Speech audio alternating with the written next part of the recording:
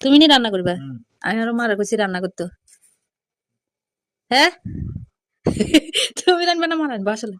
আর দূর ঢং করে মারান মারে কইছে রানতো। এই বলে তুমি রানবে, তুই আবার ই কইলে খা। মুখটা একটু দেখা। এটি কাটছো, এটি কাটছো যে মাছটি তুইছো নি?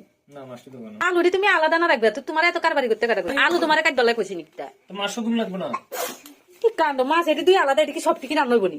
এ মাছ আলু কাটি সব এক লগে রাখি দিছে মানে এটা গুলো না তুমি বাড়ি দাও একটা, হে আয়নে লাগে কাটি কাটি গুলাই দিছি হ্যাঁ কামারিনের মতন লাগতো না তো, কি সব এক লগে রাখি দিচ্ছে খিচুড়ির মতন, যেন এক লগে বইয়া দিব। এদিকে আমি মাছ টাছগুলি ভালো করে ধুয়ে নিয়ে আসলাম, আর এই মাছগুলি এখন রান্না করবে, এগুলি কালকের জন্য রেখে দেবো।